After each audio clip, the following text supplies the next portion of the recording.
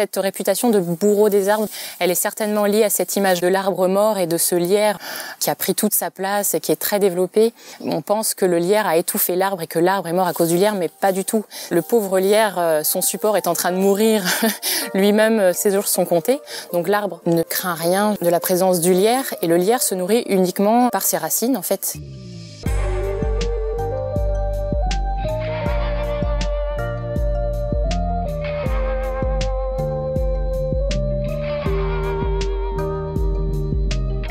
Bonjour à tous.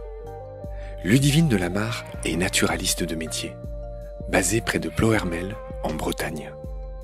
C'est aussi la fondatrice et la présidente de l'association Baleines sous Gravillon, asso à laquelle vous pouvez désormais tous adhérer. Toutes les infos à ce propos sont sur le site Hello Asso. Dans ce deuxième épisode, et après avoir présenté le travail de naturaliste de terrain de Ludivine dans le premier épisode, nous allons aujourd'hui commencer notre grande série sur ces plantes mal aimées, qui sont de fait des reines. La première d'entre elles est le lierre. La plupart d'entre nous la prennent pour une plante parasite envahissante, alors qu'elle est non seulement bénéfique pour son support, mais aussi pour toute la vie autour, notamment en tant qu'abri, et que pourvoyeuse de nourriture. Il faut absolument dire à tous nos amis d'arrêter de couper les lianes du lierre, car ceux qui pensent faire une bonne action commettent en fait une très lourde erreur, en toute ingénuité, mais aussi et surtout en toute ignorance. Ils ne tuent pas que le lierre avec ce geste, mais toute la microfaune associée. Il y a beaucoup de baleines sous les gravillons, et il y a beaucoup de petits êtres sous le lierre. Chacun en a l'intuition. Laissons grimper ou courir le lierre. Voici pourquoi dans ce deuxième épisode. Bonjour Ludivine. Salut Marc. Je suis ravi de te retrouver. On est dans ton fief à Saint-Gobrien, près de Ploërmel, dans le Morbihan, c'est ça? C'est ça. Entre Rennes et Vannes, on avait vu la dernière fois, pour faire simple. Donc voilà, on est dans ton jardin qui est luxuriant. Tu es entouré de c'est drôle, tu as un voisin anglais à droite et un voisin anglais à gauche. On les entendra peut-être, parce que là, on est dehors, on est dans ce jardin. On entend les petites mésanges, on entend peut-être les hirondelles, on entend les pigeons ramiers. Oui. On entend beaucoup de choses, on entend l'écluse au loin, on entend parfois une voiture passer, on entend les grommellements de tes voisins anglais de temps à autre, qu'on salue, j'espère qu'ils écouteront l'émission. Si on est là aujourd'hui, chère Ludivine, c'est pour parler d'une plante qui est assez peu connue, enfin qu'on voit partout, assez mal aimée et très injustement coupée par des gens qui pensent bien faire. Je te laisse donner son nom scientifique. Le lierre Hedera helix. Voilà. HH, Hedera helix. La petite page étymologie habituelle, Hedera signifie adhérer, attacher, tout ce qui est aussi la notion de corde, une étymologie non étonnante. Helix, c'est tout ce qui est spirale, enroulement. Donc voilà, une étymologie qui n'est pas étonnante pour une plante grimpante. Pour une liane grimpante, on y reviendra tout à l'heure. Quelle est la famille du lierre? Le lierre appartient à la famille des Araliacées. C'est la seule représentante d'ailleurs de la famille des Araliacées en France et en Europe. Il y a 1400 espèces dans le monde, une seule chez nous. Les 3/4 sont présentes plutôt dans les régions subtropicales. Où il fait beaucoup plus chaud et beaucoup plus humide. C'est ça. Alors on va donner un autre exemple d'Araliacée que j'ai trouvé intéressant, c'est le ginseng, dont le nom scientifique est très rigolo aussi, Panax quinquefolium. Tu la connaissais celle-là? Et donc voilà un autre exemple d'Araliacée. Alors le lierre, c'est une plante très connue, qu'on connaît depuis très longtemps, il a beaucoup de surnoms, c'est normal. La rondotte, l'herbe de Bacchus, l'herbe de Saint-Jean, l'herbe à corps, j'imagine que c'est une référence au corps au pied, l'herbe à dents, vertu peut-être curative du lierre, on y reviendra tout à l'heure. Et puis ce surnom qui est grave, qui est très trompeur, le bourreau des arbres. Ouais. La plupart des gens aujourd'hui croient que le lierre est un affreux parasite qui empêche les arbres de vivre, qui leur suce leur sève, et donc que c'est une plante parasite qu'il faut détruire. Et c'est une très grave erreur, on prendra le temps d'expliquer pourquoi au fil de cette émission. Ludivine, le lierre est un survivant, il a traversé les âges, c'est pas trop de le dire comme ça. Explique-moi d'où il sort, d'où il vient. Le lierre, il est apparu à la fin de l'ère secondaire. Cette ère, elle a démarré à moins 145 millions d'années jusqu'à moins 65 millions d'années. C'est l'ère pendant laquelle se sont éteints les dinosaures. Voilà, ils se sont éteints vers moins 65 millions d'années. Vers moins 65 millions d'années. Donc le lierre apparaît à la fin de cette ère-là et ensuite il se développe pendant l'ère tertiaire À cette époque, donc en Europe, le climat est tropical, subtropical. Et le lierre va fleurir, fructifier au moment de l'année où il fait le moins chaud, le plus humide, c'est-à-dire à la fin de l'été, à partir de août-septembre. Et c'est toujours le cas aujourd'hui. Donc cette plante ne s'est pas adaptée à traverser les âges en maintenant son cycle, en traversant les âges. Ouais. Alors, et ça, c'est une bénédiction dans la nature. Pourquoi ?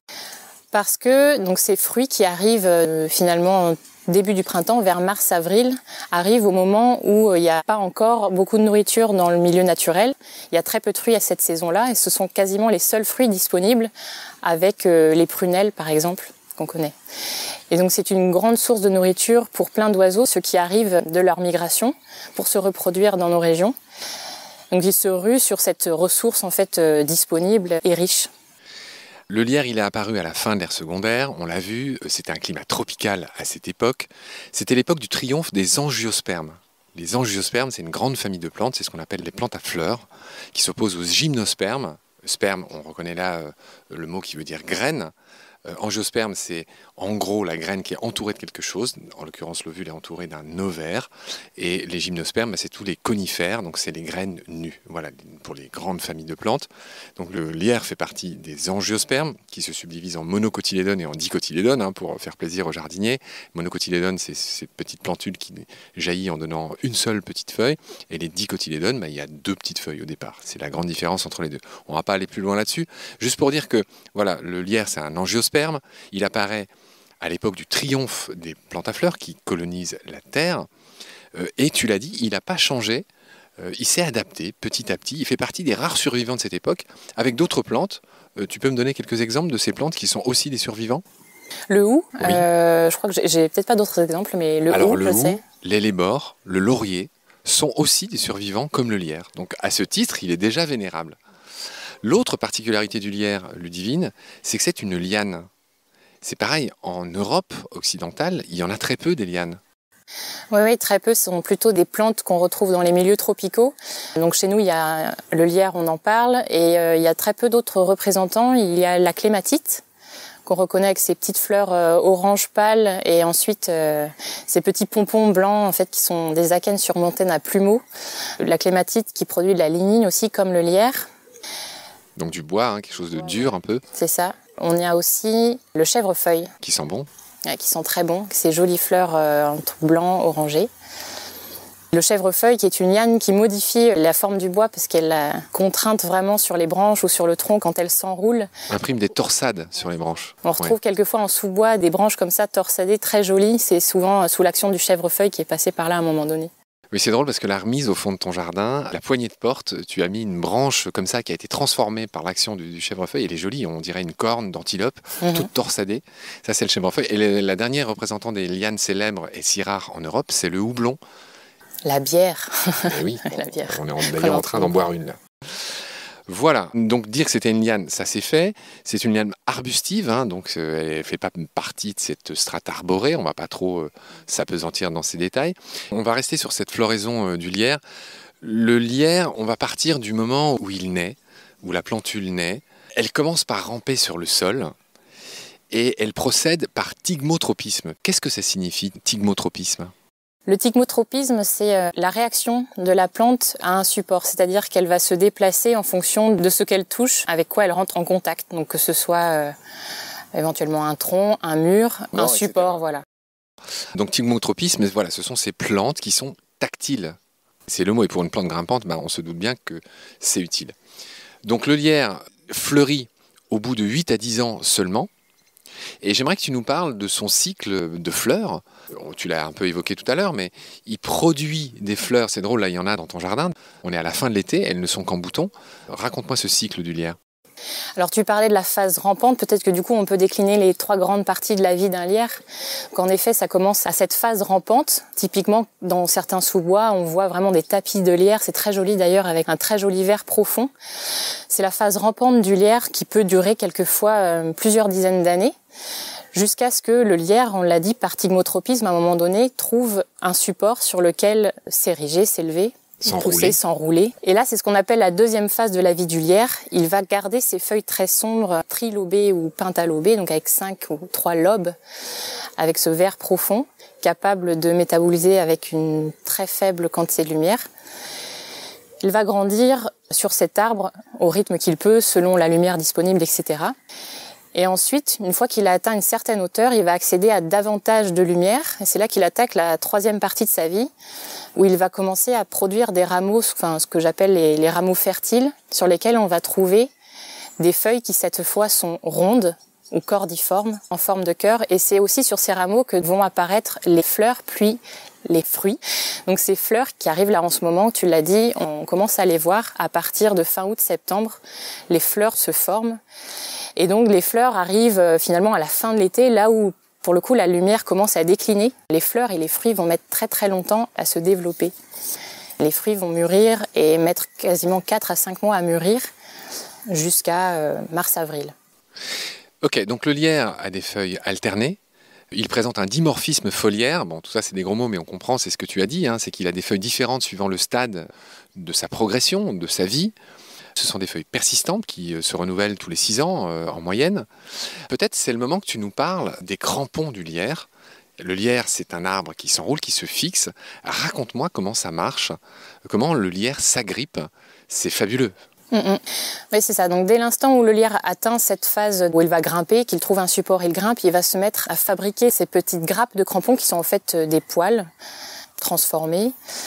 Ces poils vont servir à s'agripper, c'est-à-dire qu'ils vont s'insérer dans les petits interstices présents sur les supports, que ce soit l'écorce d'un chêne ou alors les petites infractuosités dans un muret. Ces crampons s'insèrent et quand ils s'insèrent, ils s'assèchent. Et en s'asséchant, ils se vrillent et adhèrent au support à l'intérieur, ce qui donne la solidité en fait du dispositif et ce qui fait qu'on a vraiment du mal à l'arracher quand on essaye de tirer dessus. Donc c'est un des plus beaux systèmes de fixation de la nature. Tu as parlé de poils, ce sont des racines adventives qui se transforment progressivement en crampons ventouses. C'est ça. Et c'est vraiment une pub pour Super Glue 3, quoi. C'est-à-dire que c'est très difficile de détacher le lierre de son support, même les tempêtes n'y arrivent pas. C'est ça. Tu parles de Super Glue 3. En effet, au bout de ces poils ou de ces racines transformées, il y a des petites verrues qui contiennent de la glu, qui ajoutent vraiment à ce pouvoir fixant de la plante. D'accord. Alors, ça nous fournit une transition parfaite, Ludivine, vers le principal aspect du lierre dont on voulait parler aujourd'hui. C'est que non, le lierre n'est pas un bourreau pour les arbres. Le lierre est utile pour son support. On va prendre le temps d'expliquer ça.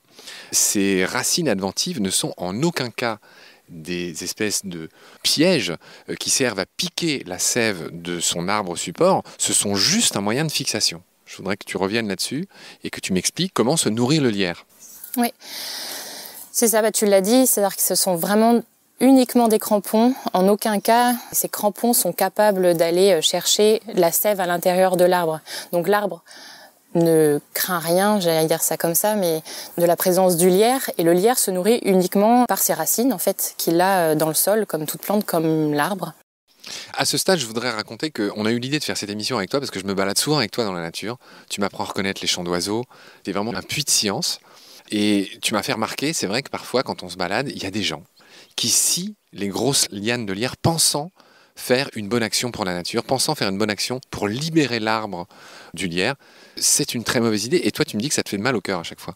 Et oui, ça me fait mal au cœur, surtout depuis que je sais tous les bénéfices que le lierre peut apporter à la fois à l'arbre d'ailleurs, mais aussi à toute la faune, que ce soit les oiseaux, les mammifères. Les insectes. Et les insectes, oui, évidemment. Quand je me suis rendu compte de ça et aussi de cette tragédie, je me suis dit qu'il était important le plus possible et le plus souvent et à n'importe quelle occasion d'en parler et de faire passer ce message que, s'il vous plaît, arrêtez de le couper. Et en même temps, évidemment, d'apporter des informations et essayer de convaincre les gens.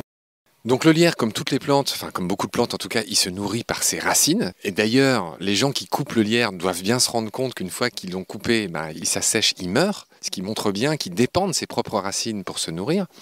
Je voudrais maintenant que tu détailles tous les bienfaits qu'apporte le lierre à son arbre support. Alors pour l'arbre, déjà, on l'a dit, il n'y a pas de prélèvement de sève ou d'éléments nutritifs. Donc l'arbre, on va dire, c'est pas un pic-assiette. Et en plus de ça, il y a quand même quelques études qui ont montré qu'il pouvait apporter un plus. Il y a des forestiers ou des propriétaires forestiers qui ont fait ce jeu de laisser pousser le lierre sur une partie de leur parcelle et de couper le lierre sur d'autres parties. 50 ans après, ils font des mesures de la densité de bois ou la quantité de bois. Au pire, il ne s'est rien passé, c'est-à-dire qu'ils obtiennent la même quantité de bois sur une parcelle ou sur l'autre. Et au mieux, sur la parcelle sur laquelle ils ont laissé pousser le lierre, le bois s'est davantage développé. Donc Ludivine, dis-moi concrètement, on vient de comprendre que selon les études, le lierre apporte quelque chose à son support, à la nature en général, on l'a dit aussi. Quels sont ses avantages? Je crois que le lierre préserve l'humidité, par exemple. Donc oui, il y a une part de l'humidité qui est préservée du fait de la présence du feuillage autour du tronc. Et il y a aussi un effet tampon par rapport aux variations de température. C'est-à-dire quand il fait trop chaud, le lierre permet de préserver le tronc de ces pics de température, idem quand il fait très froid. Sur les murs, c'est le même fonctionnement, c'est-à-dire qu'il y a eu des mesures de fait. Il y a jusqu'à 10-15 degrés de différence de température à la surface des feuilles du lierre par rapport au mur qui est derrière. C'est-à-dire que sur des gros pics de température, le lierre permet vraiment cet effet isolant en fait. Il y a aussi un pouvoir dépolluant du lierre, dépolluant, ou en tout cas barrière pour les polluants, c'est-à-dire que les polluants vont se déposer à la surface des feuilles du lierre et protéger le support qui est derrière. Les polluants, du coup, ne se déposent pas ou beaucoup moins sur le support, que ce soit le mur ou l'arbre, et se déposent à la surface des feuilles. Bon, on commence à avoir vu un certain nombre d'avantages. Il y en a d'autres. Le lierre évite la prolifération des champignons et des bactéries. Le lierre contient notamment des saponines, qui sont j'ose pas dire un poison, mais en tout cas, ça régule les champignons, les bactéries. Le lierre favorise la croissance de l'arbre grâce à la chute de ses feuilles. Ça enrichit le sol autour de l'arbre aussi. Donc voilà, on vient d'essayer de faire comprendre que le lierre, il est très utile à son support. Alors maintenant, ce qu'il faut dire, c'est que souvent, on voit des arbres morts avec plein de lierre dessus, qui semblent au meilleur de sa forme. Mais c'est juste parce que l'arbre est mort et que le lierre a plus de lumière qu'il a une espèce de regain de vie, c'est ça? Oui, c'est ça. C'est vraiment, je pense, un des derniers exemples que j'utilise pour convaincre les gens parce que souvent, en fait, je pense que cette réputation de bourreau des arbres, tu en parlais au début, elle est certainement liée à cette image-là de l'arbre mort et de ce lierre qui a pris toute sa place et qui est très développé. On pense que le lierre a étouffé l'arbre et que l'arbre est mort à cause du lierre, mais pas du tout. Le pauvre lierre, son support est en train de mourir lui-même sans certainement sa proche. Ses jours sont comptés? Oui, ses jours sont comptés. Il a profité d'un malheur arrivé à l'arbre et du fait de la chute des branches, des feuilles et de cette augmentation de la lumière disponible pour continuer de se développer. Alors, le lierre, c'est un abri pour tant d'espèces. Parle-moi concrètement des bénéfices qu'il apporte. Oui, le lierre, c'est à la fois le gîte et le couvert pour plein d'espèces, que ce soit des insectes, les mammifères ou les oiseaux. Donc on l'a dit, ces fruits, ils sont mûrs en gros, grosso modo en mars-avril. Et les oiseaux à cette époque-là n'ont pas beaucoup de sources de nourriture, donc ils vont pouvoir beaucoup se nourrir des fruits du lierre. Et le lierre d'ailleurs en profite entre guillemets aussi parce que c'est un moyen pour lui de disséminer ses graines par endozoochorie. Oui, ou ornithochorie. Ornithochorie, voilà. Rappelle ce que c'est. L'ornithochorie, Tout ce qui finit par chorie. c'est les modes de dissémination des graines. Donc il y a l'anémochorie, c'est la dispersion par le vent. La zoochorie. Par les animaux au sens large, l'ornithochorie spécifiquement par les oiseaux. Voilà, donc Tu as dit endozoochorie, c'est-à-dire que là, le fruit contenant la graine est ingéré par les oiseaux et la graine ensuite est disséminée dans les déjections. Et donc la bardane, quand on la trimballe comme ça, elle se disperse, non pas parce qu'elle a été mangée, mais parce qu'elle se balade, elle s'accroche à la fourrure des animaux, ou même sur nos pantalons, que sais-je. Et ça s'appelle comment? Donc ça, c'est l'épizoochorie. Les oiseaux consomment beaucoup de ces fruits qui sont très riches. Il y a 30% de lipides dans ces fruits, donc c'est vraiment une manne pour eux au printemps. Et l'hiver, il y a beaucoup d'oiseaux aussi qui occupent le lierre. On l'a dit, c'est une plante qui a ses feuilles persistantes. Donc ça fait de super abris là où dans les arbres, il n'y a plus de feuilles, donc très peu d'abris. Les oiseaux utilisent le lierre pour se cacher du froid, du vent, etc. Il y a aussi quelques mammifères qui peuvent séjourner. Ça arrive, les chauves-souris, on peut les retrouver derrière des grosses lianes de lierre qui se sont développées. Et puis les mammifères qui consomment les graines au sol, tombées au sol. Les martres, les renards peuvent manger les fruits également. D'accord. Je cherche tous les petits détails qu'on n'aurait pas dit, Ludivine, et quand on a préparé l'émission, toi et moi, on s'est émerveillés du fait que les fameuses ombelles du lierre, c'est des fleurs qui sont un peu en grappe comme ça, là, c'est drôle, on les voit, elles sont autour de nous, sont butinées par une abeille solitaire qui est inféodée au lierre. Tu peux m'en dire un mot? Oui, la Colette du lierre. Ouais. Coletes ederae. Oui, Coletes ederae, et c'est incroyable, je crois qu'elle a été découverte en 1994, c'est assez récent. Avant, elle était assimilée aux autres abeilles sauvages, on pensait que c'était la même. En fait, non, elle est vraiment associée au lierre, et donc elle a tout son cycle complètement synchronisé avec celui du lierre, c'est-à-dire qu'elle sort de son trou, parce que les œufs sont présents dans le sol, pondus dans le sol par les adultes. La Colette, elle sort de son trou à la fin de l'été, au moment où les fleurs sont présentes sur le lierre. Elle va vivre juste 6 semaines, il me semble, le temps de la floraison, le temps de se gaver de nectar de lierre et de pollen de lierre, et d'aller de nouveau construire son terrier et d'aller pondre dans le sol. Voilà, la Colette du lierre. C'est joli comme nom, Colette. Avec 2 T, hein, et 2 L, je crois. Oui. Au passage, je rajoute, mais oui, dans les animaux qui fréquentent le lierre, évidemment, il y a tous les invertébrés pollinisateurs qui sont très présents et dont je n'avais pas encore parlé. Mais il y a toute que ce soit guêpes, frelons, papillons, fréquentent les fleurs à la fin de l'été. C'est drôle, à l'instant où tu me parles, il y a une petite abeille sauvage qui se pose sur mes notes qui me servent à mener cette émission. On a dit Colette, c'est un nom rigolo. Alors c'est l'inverse de Colette, l'écrivaine. L'auteur, c'est 2 L, 1 T. Très bien, Ludivine. Si tu n'y vois pas d'inconvénient, j'aimerais qu'on parle des autres vertus du lierre. C'est-à-dire que le lierre sert à beaucoup de choses dans la pharmacopée. On peut même, je vais commencer par un usage, je ne sais pas si tu le connais, qui est extraordinaire, on peut faire de la lessive au lierre. Le savais-tu? Toi qui fabriques ta propre lessive. Oui, je le savais. Oui, en effet. Il y a de la saponine, il me semble. Alors voilà, le lierre contient de la saponine, donc ça évoque le savon, évidemment. Pour faire de la lessive, alors je vous renvoie vers des sites qui l'expliqueront bien mieux que moi, mais 150 feuilles de lierre, 20 minutes en décoction dans l'eau, broyer, laisser macérer quelques heures, ajouter à l'eau de lavage, et vous obtenez une lessive naturelle grâce au lierre. Le lierre est très connu depuis l'Antiquité, où il apparaissait comme un symbole de longévité, notamment de l'amour. Il y a une devise qui est attachée au lierre, qui est magnifique, je te l'offre, c'est « Je meurs ou je m'attache ». Extraordinaire. Oui. C'est le mot d'ordre de tous les collants du monde, enfin je ne sais pas comment dire. Je meurs ou je m'attache, donc. Pour Pline l'Ancien, le lierre était connu pour soigner les maux de tête. Dans l'Antiquité, il était utilisé aussi pour soigner la gueule de bois, de manière assez étonnante. Il y a d'autres usages que jusqu'au XXe siècle étaient très utilisés comme purgatifs. Ça veut dire quoi, purgatif? Pour se purger.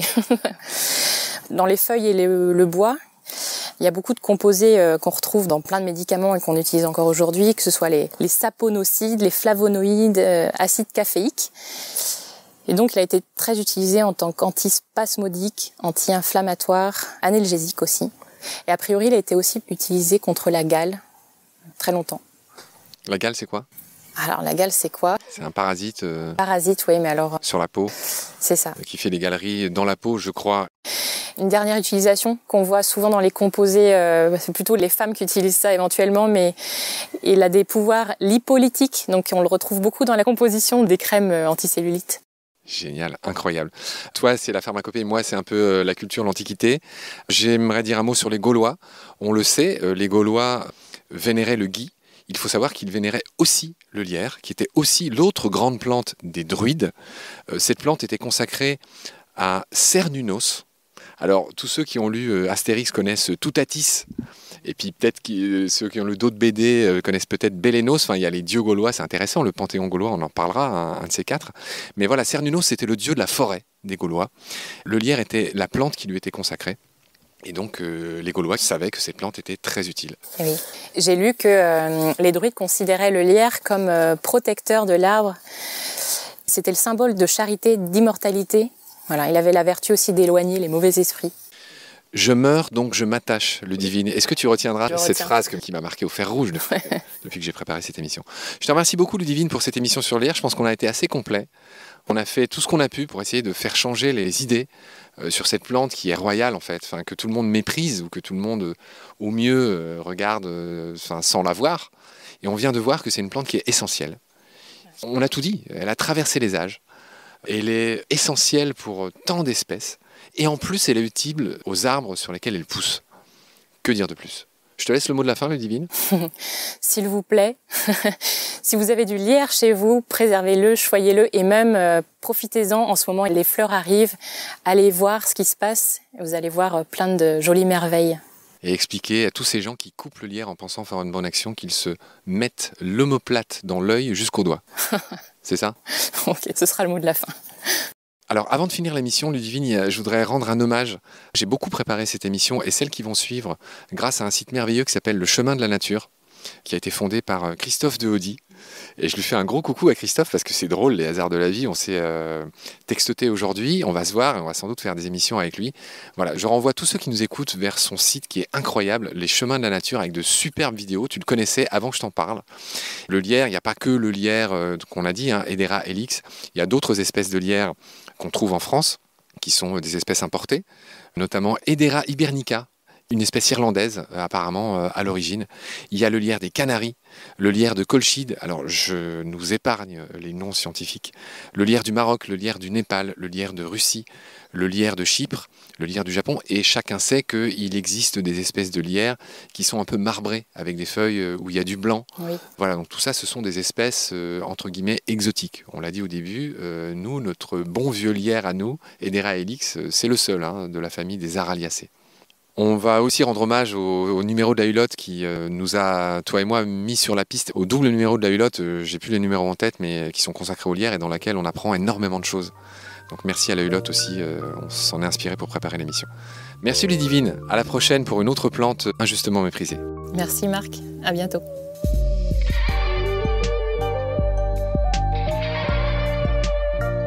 C'est la fin de cet épisode. Merci de l'avoir suivi. Baleine sous Gravillon a la chance d'avoir un premier partenaire, Derven, une entreprise de génie écologique qui partage nos valeurs, celle du respect du vivant. Mais pour continuer, nous avons aussi besoin de votre soutien, qui consiste à s'abonner, à partager le lien de nos podcasts et ou à faire un don sur Helloasso. Grand merci par avance. Je remercie tous mes équipiers pour leur aide précieuse et je vous retrouve bientôt pour de nouveaux épisodes. D'ici là, prenez soin de vous et de ce qu'il y a autour de vous. Merci, à bientôt.